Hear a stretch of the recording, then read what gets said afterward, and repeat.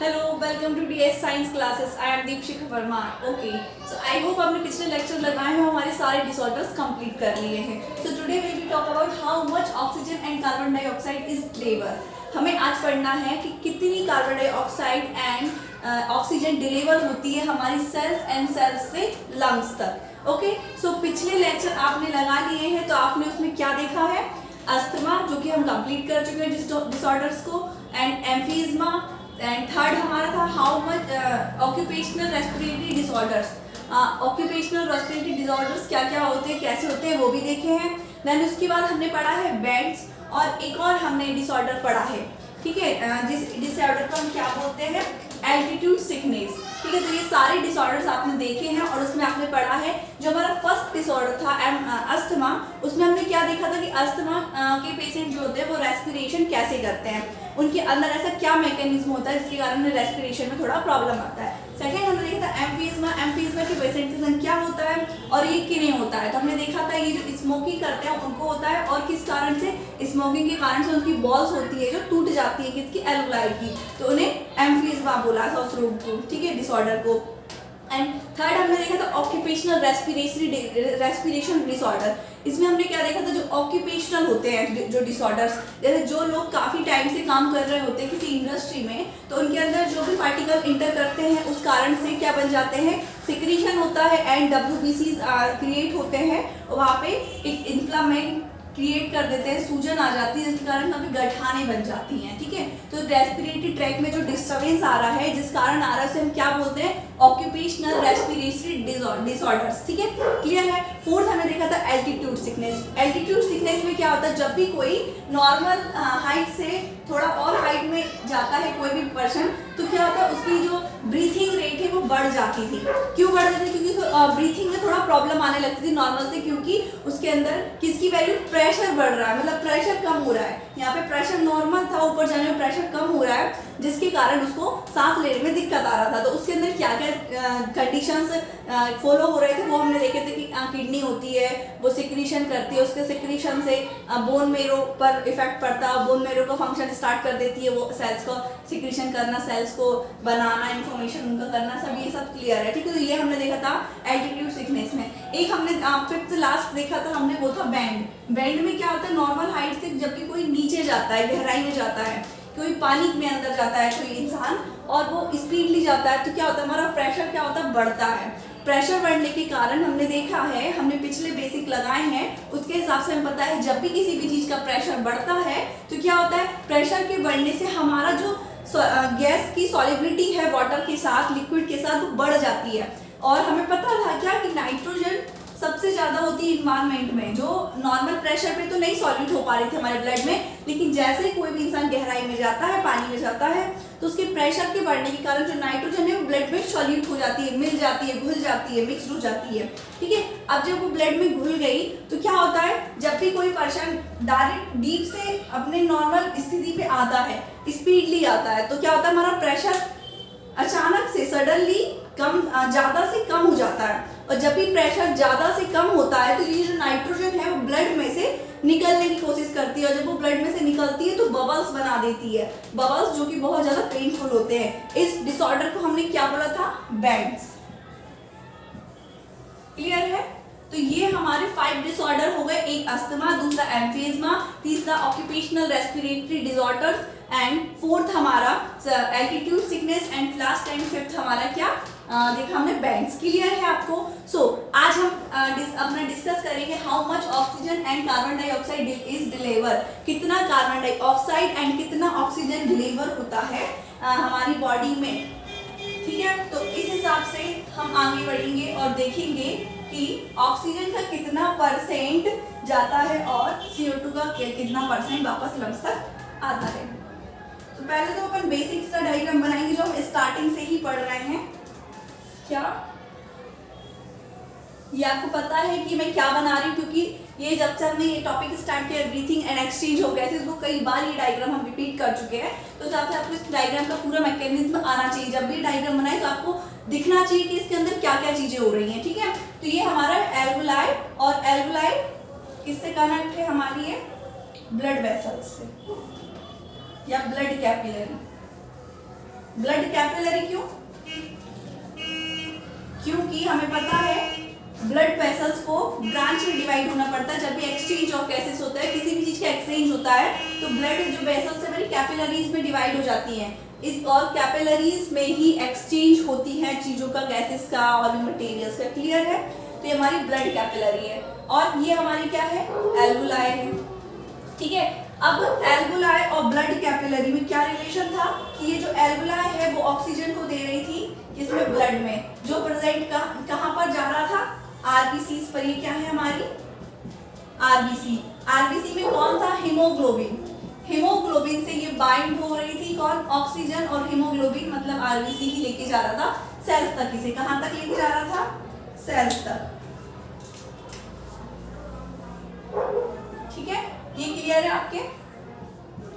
ये सेल्स तक लेके जा रहा था और यहां से दे रहा था किसको? ऑक्सीजन को दे रहा था यहां, और यहां से क्या ले रहा है? कार्बन डाइऑक्साइड को ले रहा है।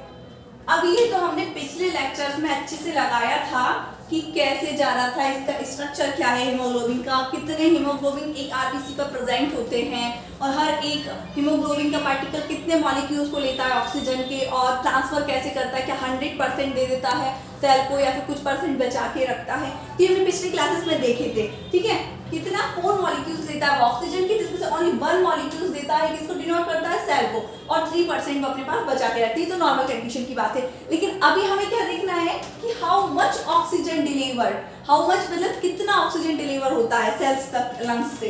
तो देखिए, जब हम देखेंगे किसकी बात करेंगे, हम बात करें अगर यहाँ पे देखिएगा how much oxygen deliver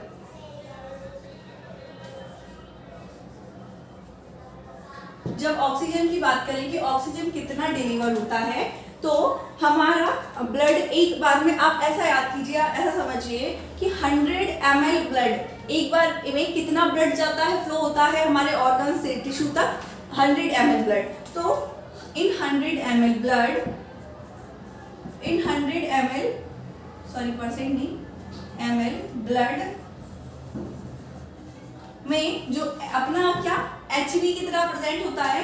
100 ml। आपको ये याद रखना कि जो 100 ml ब्लड होता है उसमें कितने हीमोग्लोबिन प्रेजेंट होते हैं?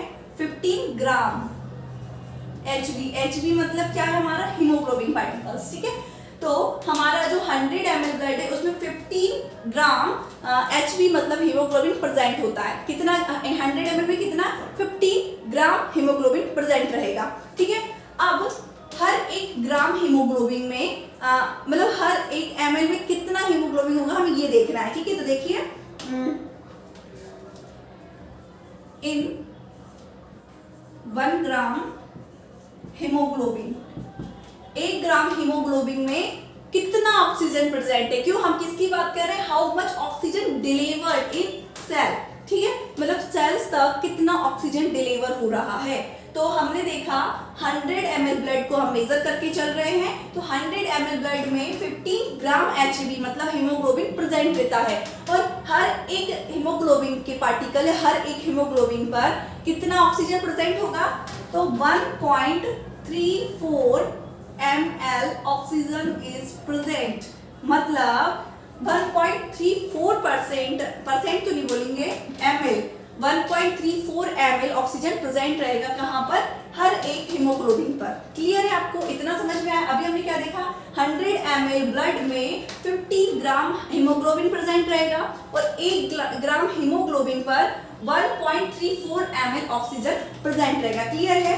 अब हम देखेंगे कितने परसेंट पर? 1 ग्राम हीमोग्लोबिन पर तो इतना कितना 1.34 ml ऑक्सीजन प्रेजेंट है, तो 15 ग्राम हीमोग्लोबिन में कितना ऑक्सीजन प्रेजेंट होगा? कितना? 15 ग्राम हीमोग्लोबिन पर कितना ऑक्सीजन प्रेजेंट रहेगा? तो 19 पॉइंट कुछ वैल्यू आती है इसकी मल्टीप्लाई करने पर, सो हम इसको लिख देते हैं कितना? 20 ml oxygen is present. Clear है? मतलब इनडायरेक्टली मैं क्या बोल रही हूँ, 100 ml ब्लड में 20 ml क्या प्रेजेंट है? ऑक्सीजन। कैसे? क्योंकि 100 ml ब्लड में प्रेजेंट है 15 ग्राम हीमोग्लोबिन और 15 ग्राम हीमोग्लोबिन में 20 ml क्या प्रेजेंट है? ऑक्सीजन। सो 100 ml ब्लड में कितना ऑक्सीजन प्रेजेंट है? 20 ml। सो इन केस मतलब जब हम नॉर्मल केस की बात करें, नॉर्मल केस मतलब जब हम नॉर्मली ब्रीथ करते हैं, कैसे? नॉर्मली ब्रीथ करेंगे। ये मान लीजिए नॉर्मल ब्रीथ का कंडीशन है, तो नॉर्मली ब्रीथ के कंडीशन में हमने देखा था जो हमारा ये क्या बोलते हैं, हीमोग्लोबिन जो होता है कितने मॉलिक्यूल्स को लेके चलता है ऑक्सीजन के? ये ऑक्सीजन के 4 मॉलिक्यूल्स को लेके चलेगा। Oxygen oxygen oxygen and oxygen, और 4 मॉलिक्यूल्स में से ओनली 1 मॉलिक्यूल्स को देता है, किसको? सेल को। तो इसमें से रिमूव करेगा ओनली 1 मॉलिक्यूल। तो ये नॉर्मल कंडीशन की बात है हमारी, किसकी? ब्रीथिंग में। जो नॉर्मली ब्रीथिंग होती है उसमें 4 मॉलिक्यूल्स में से 1 मॉलिक्यूल्स ही डिनोट होगा। इसका मतलब मान लीजिए ऑक्सीजन का परसेंट इस पे कितना है? 100%। कितना परसेंट ऑक्सीजन प्रेजेंट है इस पे? 100%। तो 100% में से 25% ऑक्सीजन डिनोट हुआ है। परसेंटेज की बात करें तो 25% ऑक्सीजन मिला है इसे, बचा हुआ 75% ऑक्सीजन इसने अपने पास ही रखा। तो इस हिसाब से अगर हम वैल्यू में बात करें तो हमारे 100 ml ब्लड में 20 ml ऑक्सीजन प्रेजेंट रहता है, और 20 ml ऑक्सीजन में से हम इसका 25% निकालें तो ये कितना परसेंट मतलब कितना ml ऑक्सीजन देगा सेल को? तो ये देगा हमारा 5 ml ऑक्सीजन। समझ में आया? क्योंकि 20 ml का 25% कितना होगा? 5 ml। क्लियर है? सो ये 5 ml ऑक्सीजन किसको मिलेगा? सेल को। आई होप आपको क्लियर हो गया, ये चीज समझ में आ गई। ठीक है, ये हमने देखा how much oxygen delivered in cells. ठीक है, मतलब किससे? लंग्स से सेल्स तक या टिश्यू तक कितना ऑक्सीजन डिलीवर होता है। क्लियर है आपके? तो हमने देखा जब नॉर्मल कंडीशन की बात होती है तो 100 ml में टोटल कितना होता है? 20 ml ऑक्सीजन इज प्रेजेंट। ठीक है, तो 20 ml ऑक्सीजन में से हमें पता है 100% ऑक्सीजन में से कितना? 25% ऑक्सीजन डिनोट होता है, बचा हुआ 75% को अपने पास ही रखता है।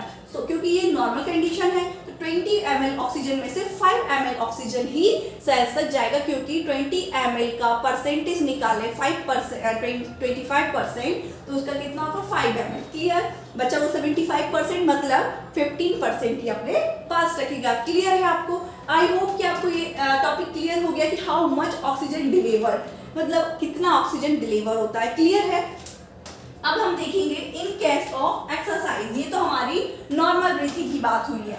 किसकी? नॉर्मल ब्रीथिंग में हम कितना ऑक्सीजन दे रहे हैं। क्लियर? अब हम देखेंगे in case of exercise. Exercise में हम कितना परसेंट ऑक्सीजन देते हैं। क्यों? क्योंकि हमें पता है एक्सरसाइज की कंडीशन में क्या होता है? हमारी ब्रीथिंग रेट बढ़ती है। ब्रीथिंग रेट बढ़ती का मतलब क्या होता है? हमारे लंग्स का एरिया, मतलब वो तो चलो आपने देखा है स्टार्टिंग से ही, तो बेसिक से हमारे लंग्स का एरिया क्यों बढ़ेगा? इनहेलेशन करते हैं, एक्सहेलेशन करते हैं, तो इनहेलेशन में प्रेशर का कम होना जरूरी है, एंड एक्सहेलेशन में प्रेशर का बढ़ना जरूरी है, इसी कारण ब्रीथिंग होता है। क्लियर है? तो ये नहीं देखना है, हमें देखना है how much carbon dioxide deliver. तो देखिए हम देखेंगे हाउ मच कार्बन डाइऑक्साइड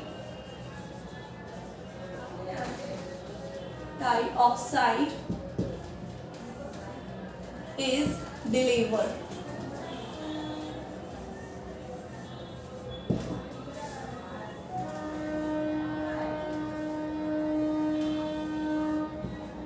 देखिए क्या होता है, हमारे आरबीसीज तो उतने ही प्रेजेंट रहेंगे जब भी हम एक्सरसाइज करेंगे। तो क्या होता है, एक्सरसाइज की कंडीशन में हमारी रेट ऑफ ब्रीथिंग बढ़ जाती है। क्यों बढ़ जाती है? हम पिछले लेक्चर में देख चुके हैं, और जिसने नहीं देखा है तो वो पिछला लेक्चर लगा लीजिए। ठीक है, तभी आपको समझ में आएगा कि एक्सरसाइज के टाइम पर हमारा ब्रीथिंग का रेट क्यों बढ़ जाता है। तो फिर भी आपको नहीं पता है तो हमें पता है जब भी हम एक्सरसाइज करते हैं तो हमारी बॉडी को ज़्यादा एनर्जी की जरूरत पड़ती है, और ज़्यादा एनर्जी मतलब एटीपी का फॉर्मेशन स्पीडली होता है, और जब भी एनर्जी ज़्यादा मतलब एटीपी जल्दी जल्दी बनती है तो उसमें ऑक्सीजन की वैल्यू जो होती है, परसेंटेज जो होता है वो हमें ज़्यादा चाहिए होता है। और ऑक्सीजन नॉर्मल ब्रीथ करेंगे तो नॉर्मली आएगी, लेकिन जब हम एक्सरसाइज कर रहे हैं तो हमें ब्रीथिंग का रेट इसलिए बढ़ाना पड़ेगा ताकि हमें एनर्जी जल्दी जल्दी मिले। तो ब्रीथिंग का रेट बढ़ने से ऑक्सीजन जल्दी जल्दी सप्लाई होता है सारे ऑर्गन्स तक, और जल्दी जल्दी एनर्जी बनती है ताकि हम एक्सरसाइज कंफर्टेबली अच्छे से जल्दी जल्दी कर सके। क्लियर? इसलिए रेट ऑफ ब्रीथिंग बढ़ता है इन केस ऑफ एक्सरसाइज। ठीक है, तो ये तो क्लियर हो गया कि ऑक्सीजन आती है ज़्यादा केस ऑफ एक्सरसाइज में। ठीक है, क्यों? अब लेकिन ये बात तो ध्यान रखिए आप, ऑक्सीजन ज़्यादा कब आएगी? जब हमारी आरबीसीज पर हीमोग्लोबिन की पार्टिकल ज़्यादा होंगी या फिर आरबीसीज ज़्यादा होंगी। क्यों? क्योंकि आरबीसीज का काम ही होता है किसको? ऑक्सीजन को लेके जाना। ऑक्सीजन पे क्या हीमोग्लोबिन प्रेजेंट होते हैं जो इससे बाइंड होकर जाते हैं, लेकिन आरबीसी ही वही बोट है जिस पर बैठकर जो ऑक्सीजन के मॉलिक्यूल्स होते हैं वो जाते हैं सेल्स तक। लेकिन आरबीसी ही अगर नॉर्मल होंगे तो ऑक्सीजन का लेवल बढ़ के क्या होगा? तो आरबीसी तो इतने इजीली नहीं बढ़ते हैं ना हमारे। आरबीसी तो कब बढ़ते हैं? जब हम एल्टीट्यूड सिकनेस होता है, जब हम किसी लोअर प्रेशर की ओर जाते हैं, मतलब जहाँ ऐसी एरिया में हमें प्रेशर कम होता है तो वहाँ पे हमारे क्या आरबीसीज का प्रोडक्शन होता है। लेकिन यहाँ पे तो आरबीसीज का प्रोडक्शन है ही नहीं, तो कैसे ऑक्सीजन की वैल्यू ज़्यादा बढ़ेगी? तो हमने नॉर्मल केस में क्या देखा है, हमारा जो हीमोग्लोबिन पार्टिकल है उसमें से एक मॉलिक्यूल किसका जाता है? ऑक्सीजन का। एक मॉलिक्यूल भी ऑक्सीजन का जाता है सेल तक। ठीक है, लेकिन जब हम बात करते हैं इन केस ऑफ एक्सरसाइज की, इन केस ऑफ एक्सरसाइज आप थोड़ा ध्यान रखिए, इस टॉपिक से हट के बात कर रहे हैं हम। किसकी बात कर रहे हैं? इसको अभी थोड़ा सा स्किप कीजिए। यहाँ देखिए आप, इन केस ऑफ, ये तो दिख ही रहा है colour, in case of exercise. Clear? तो जब एक्सरसाइज की बात होगी तो हम क्या बोल रहे हैं, नॉर्मल कंडीशन में जो हीमोग्लोबिन के पार्टिकल्स पे हमारे मॉलिक्यूल्स प्रेजेंट होते हैं ऑक्सीजन का, उनमें से एक मॉलिक्यूल इस सेल तक जाता है, मतलब 20 ml ऑक्सीजन में से 5 ml ऑक्सीजन ही जाती है सेल तक, बची हुई 15% रखते हैं। लेकिन इन केस ऑफ एक्सरसाइज में हमें एनर्जी चाहिए, मतलब ऑक्सीजन ज़्यादा चाहिए, तो यहाँ से 1% की जगह, मतलब 25% की जगह 75% क्या ऑक्सीजन देगा ये किसको? सेल को। मतलब यहाँ पर कितने 20 ml क्या है? ऑक्सीजन है ब्लड में। हमने बात की 100 ml ब्लड में, 100 ml ब्लड में कितना ऑक्सीजन प्रेजेंट होगा? 20 ml। तो अभी नॉर्मल कंडीशन में देखा 100 ml में 20 ml ऑक्सीजन तो है, लेकिन नॉर्मल कंडीशन में 20 में से ओनली 5 ml ऑक्सीजन ही सेल्स तक जा रही, बची 15% उसके पास ही है। लेकिन इन केस ऑफ एक्सरसाइज की बात करें तो 100 ml ब्लड में जो 20 ml क्या है? ऑक्सीजन है, उस 20 ml ऑक्सीजन में से 15 ml ऑक्सीजन कहाँ तक जाएगी? सेल तक। कहाँ तक? सेल तक। बची हुई 5 ml इसके पास ही रहेगी। क्लियर है आपको? एक्सरसाइज की कंडीशन में हमने क्या देखा? नॉर्मल कंडीशन में हमने देखा कि 20 ml ऑक्सीजन में से 5 ml ऑक्सीजन ही जाएगी कहाँ तक? सेल्स तक। लेकिन इन केस ऑफ एक्सरसाइज में 20 ml में से 50 ml जाएगी सेल्स तक, वो बची हुई 5 ml इसके पास रहेगी। I hope clear this topic. ठीक है, अब हम देखेंगे how much carbon dioxide is deliver. ये तो हमने ऑक्सीजन की बात की, ऑक्सीजन नॉर्मल कंडीशन में कितना डिलीवर हो रहा है, इन केस ऑफ एक्सरसाइज में कितना डिलीवर हो रहा है। अब हम देखेंगे how much carbon dioxide is deliver. Clear?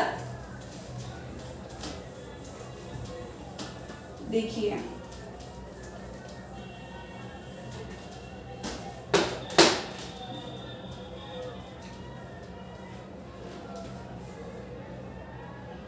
देखिए जो हमारा 100 ml ब्लड होता है, 100 ml ब्लड में, ये बात याद रखना है आपको, कुछ इसमें कुछ लॉजिक नहीं लगाना है। 100 ml ब्लड में 56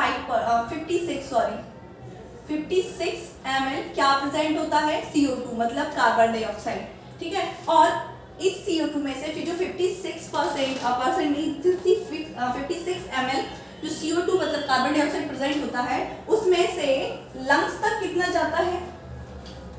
ये बात आप याद रखिएगा, लंग्स तक ओनली हमारा जाता है 4 ml CO2 ही जाता है। बाकी बचा हुआ 48% हम अपने पास रखते हैं, बचा 2% हमारे डिजॉल्व होता रहता है हवा।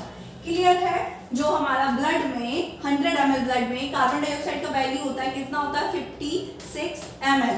56 ml में से 4 ml CO2 ही कहाँ जाता है, लंग्स तक जाता है, बचा हुआ ब्लड में ही रहता है। क्लियर है? तो ये कितना होता है, कितना कार्बन डाइऑक्साइड डिलीवर हो रहा है हमारा लंग्स तक, ये चीज क्लियर हो गई। तो हमारे टॉपिक क्लियर हो गए कि how much oxygen and carbon dioxide is delivered to cells and lungs. Clear?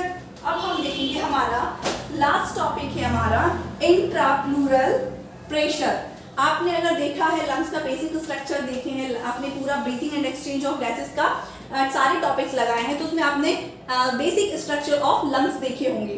Lungs का बेसिक स्ट्रक्चर क्या होता है, वो किस कैविटी के अंदर रहता है, उस कैविटी में कौन कौन से फ्लूइड एंड कौन कौन सी मेम्ब्रेन प्रेजेंट रहती हैं। अगर आपने ये देखा है तो आपको ये टॉपिक इजीली समझ में आने वाला है। क्लियर?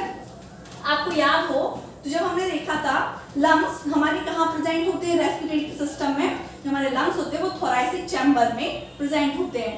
थोरैसिक चैम्बर में जो लंग्स प्रेजेंट होते हैं वो 2 मेम्ब्रेन से कवर्ड रहते हैं। उन मेम्ब्रेन को हम क्या बोलते हैं, एक जो बाहर साइड रहती है उसे क्या बोलते हैं, हम उसे बोलते हैं हम पैराइटल प्लूरा, और जो इंटर साइड होती है, इनर साइड में, इंटर मतलब इंटरमीडिएट इनर साइड में जो होती है उसे हम क्या बोलते हैं, विस्ट्रल प्लूरल। ठीक है? And parietal pleura and visceral pleura के बीच में जो फ्लूइड प्रेजेंट होता है इसे हम क्या बोलते हैं, प्लूरल फ्लूइड। क्लियर है? और जो प्लूरल फ्लूइड है इसका ही प्रेशर हम आज देखने वाले हैं, जिसे हम क्या बोलते हैं, इंट्राप्लूरल प्रेशर। क्लियर? ये टॉपिक आपकी क्लियर हो गया पुराना, ऑक्सीजन एंड कार्बन डाइऑक्साइड का कितना डिलीवर होता है। तो आज हम देखेंगे अपना लास्ट टॉपिक, और इस टॉपिक के बाद हमारा क्लियर हो जाएगा क्या, breathing and exchange of gases completely finished. ठीक है? अब आप देखेंगे इंट्राप्लूरल प्रेशर। देखिए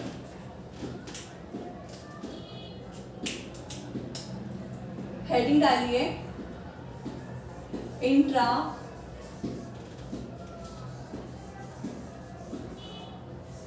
इंट्राप्लूरल प्रेशर।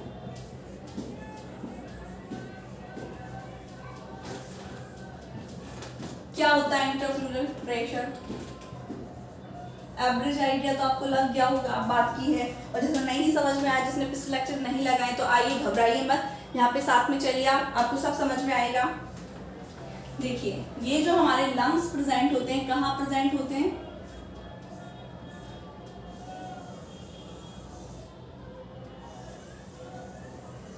ये लंग्स जिस कैविटी में प्रेजेंट होते हैं, इस कैविटी की बात करें तो ये होते हैं हमारे थोरैसिक कैविटी में। क्लियर है? टी से डिनोट कर रहे हैं हम इसे, थोरैसिक कैविटी को। ठीक है? अब ये जो लंग्स के ऊपर 2 टाइप्स की मेम्ब्रेन होती है, जिसे हमने पिछले लेक्चर्स में डिस्कस किया है। एक तो यही मेम्ब्रेन जो इनर साइड में है, इससे बॉल्ड है, इसे हम क्या बोल रहे थे,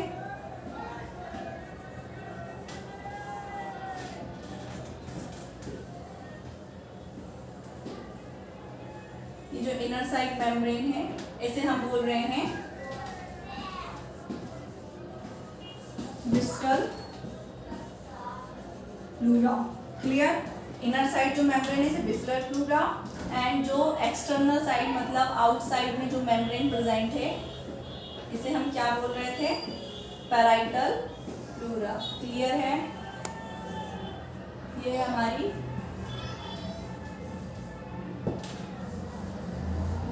पैराइटल प्लूरा। और जो पैराइटल प्लूरा और विस्ट्रल प्लूरा के बीच में फ्लूइड प्रेजेंट है, इस फ्लूइड को हम क्या नाम दे रहे हैं,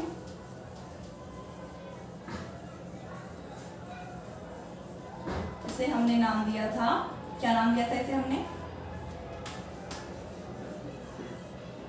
प्लूरल फ्लूइड। क्लियर? ये तो हमारे पिछला बेसिक है। ठीक है? जो हमने डायग्राम देखा था, और ये जो हमारे दिखाई दे रहे हैं यहाँ इस टाइप से, ये क्या है,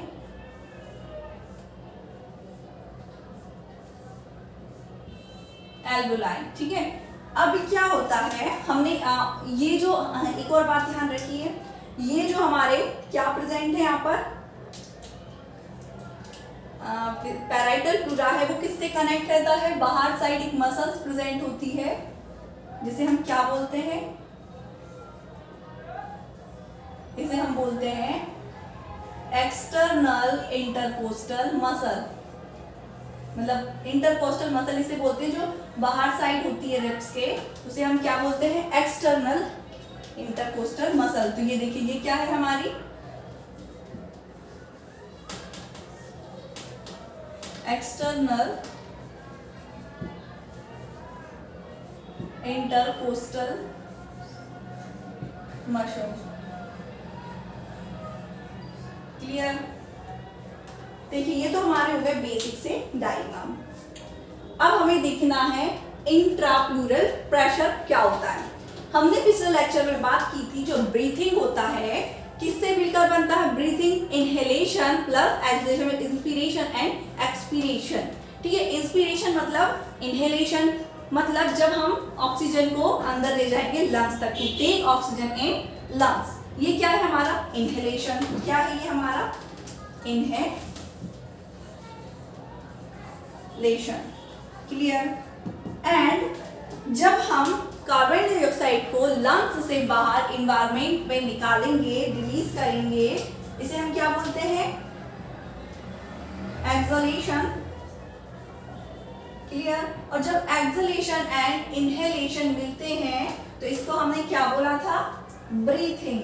ब्रीथ क्या हो रहा है, ये ब्रीथ। क्लियर है?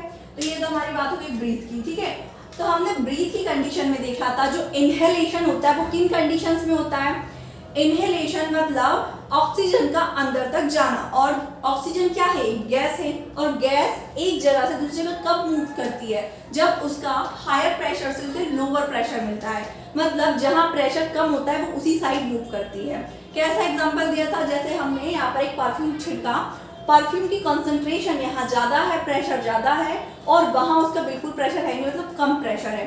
तो जो परफ्यूम के मॉलिक्यूल्स हैं, गैसेस हैं, वो higher pressure to lower pressure की ओर मूव करेंगे। मतलब जो उसकी फ्रेगनेंस है वो यहाँ से मूव होकर पूरे रूम में चली जाएगी। क्यों? क्योंकि यहाँ पर उसका प्रेशर ज्यादा था और पूरे रूम में उसका प्रेशर नॉर्मल मतलब कम था, तो वो हायर प्रेशर से लोअर प्रेशर की ओर गई। ठीक है, अब हमने क्या इनहेलेशन में क्या देखा था, हम क्या करते हैं इनहेलेशन में, to take oxygen in lungs. हम ऑक्सीजन को लेते हैं लंग्स तक भेजते हैं। कैसे? जो एनवायरनमेंट में हमारा ऑक्सीजन का प्रेशर होता है वो रहता है ज्यादा, और एनवायरनमेंट में ऑक्सीजन के प्रेशर ज्यादा होने के कारण और लंग्स के अंदर ऑक्सीजन का प्रेशर कम होने के कारण हमारी जो ऑक्सीजन है वो ट्रेवल करती है लंग्स तक इजीली। अब ये तो बात हो गई प्रेशर को लेके। और प्रेशर किन कंडीशंस में कम होता है, जब हमने बात की थी, मान लीजिए एक इतना रूम है जिसमें हमने 10 मॉलिक्यूल्स है, 10 मतलब 10 लोगों को बिठा के रखा है, और एक इतना बड़ा रूम है, और यहाँ पर भी हमने कितने लोग, 10 लोगों को बिठा के रखा है। ठीक है, तो अब बताइए यहाँ फ्रैक्शन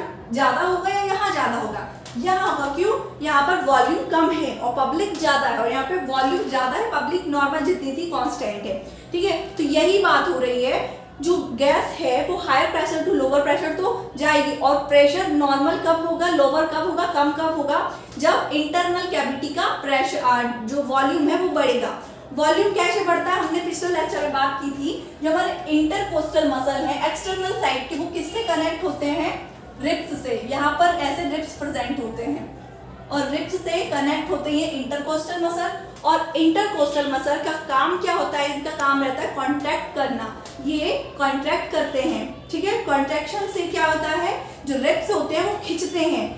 ब्रीथिंग में रिब्स खिंचे, मतलब इंटरकोस्टल मसल ने कॉन्ट्रैक्ट किया, कॉन्ट्रैक्शन से रिब्स खिंचे, रिब्स के खिंचने से ये जो रिब्स जो यहाँ प्रेजेंट है वो कहाँ जाएंगे, यहाँ। तो ऐसे में तो इसका एरिया बढ़ा, और यहाँ पर क्या प्रेजेंट होता है, डायफ्राम। डायफ्राम भी क्या मूव होकर यहाँ आ जाएगा, तो क्या होगा, थोरैसिक चैम्बर का ये एरिया बढ़ गया। कौन सा, ये जो एक्सटर्नल इंटरकोस्टल मसल है वो यहाँ आ गए, और जो डायफ्राम है यहाँ से यहाँ आ गया, तो इतनी कैविटी में जो हमारी है वो बढ़ गई। अब इतनी कैविटी बढ़ने के कारण जो रिब्स हैं, रिब्स तो कॉन्ट्रैक्ट होते हैं, तो रिब्स यहाँ से यहाँ आ गए, क्योंकि रिब्स कनेक्ट है कहाँ से, पैराइटल प्लूरा, मतलब प्लूरल जो मेम्ब्रेन है लंग्स के ऊपर प्लूरल, उससे कनेक्टेड रिब्स। ठीक है, इंटरकोस्टल मसल और इंटरकोस्टल मसल कॉन्ट्रैक्ट हुए तो यहाँ आए, और उसके कॉन्ट्रैक्ट से, क्योंकि ये दोनों मेम्ब्रेन चिपकी हुई है, इससे अच्छे से बॉन्डेड है, तो ये इसके चिपकने से जब ये मूवमेंट करेगा तो इसका मूवमेंट भी ऑटोमेटिक होगा।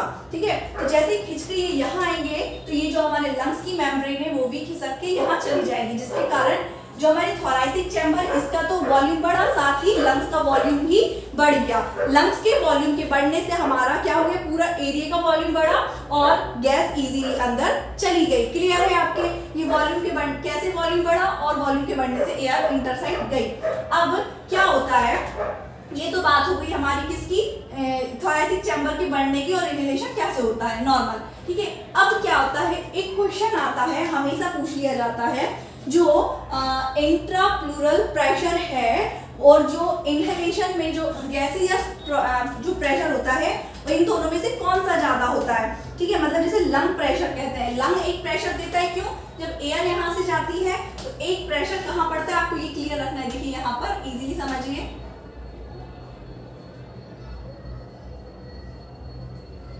जब एयर अंदर आती है तो एक प्रेशर लंग्स क्रिएट करता है, किस पर, बॉल पर, किसकी बॉल पे, लंग बॉल पे। ये प्रेशर क्या कहलाता है, इसे बोलते हैं लंग प्रेशर।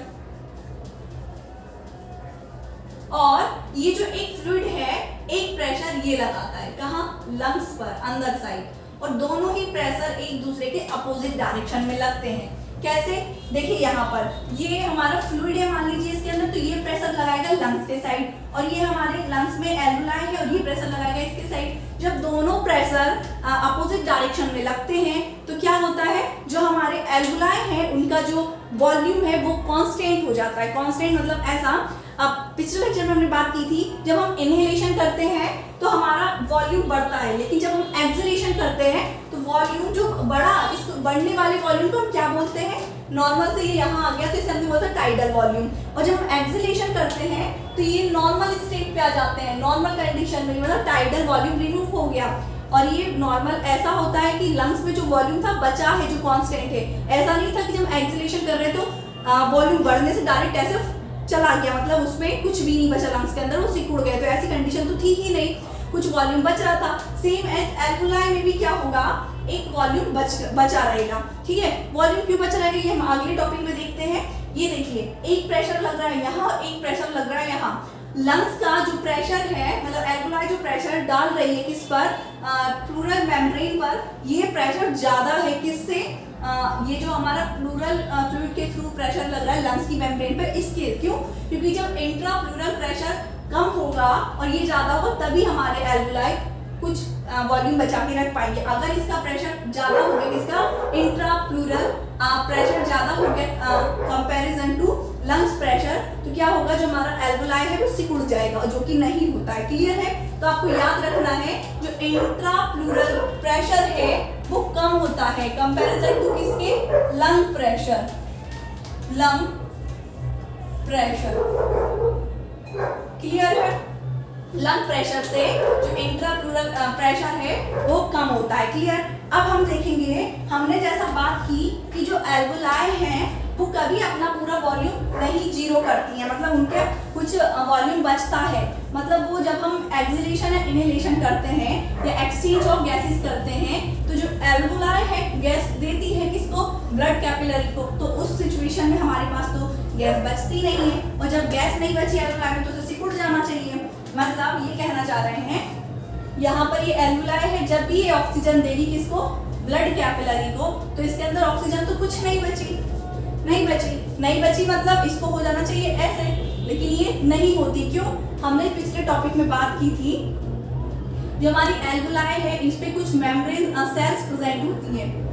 इन सेल को हम क्या बोलते हैं, स्क्वामस सेल, याद है आपको, इसे बोलते हैं हम स्क्वामस सेल मेम्ब्रेन, ठीक है। स्क्वामस सेल में से ही यहाँ पर कुछ different types of cell present होते हैं। इन्हें जो ब्लू कलर से बना रही हूँ मैं, ठीक है।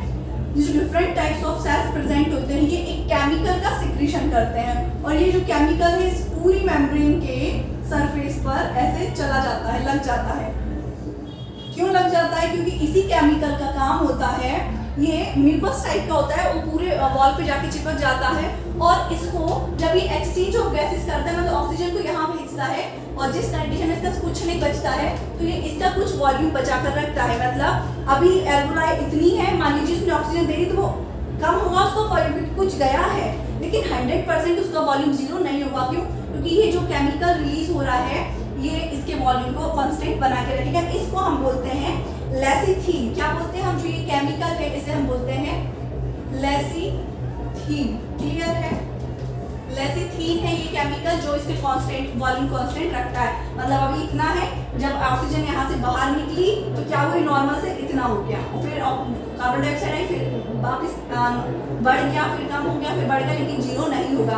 तो क्लियर है? तो आई होप कि आपको आज के सारे टॉपिक्स क्लियर हो गए हैं। हमने आज देखा how much oxygen and carbon dioxide is delivered to lungs and cells, मतलब सेल्स और लंग्स में कैसे carbon dioxide and CO2 oxygen दोनों कैसे ट्रेवल करते हैं और कितना करते हैं।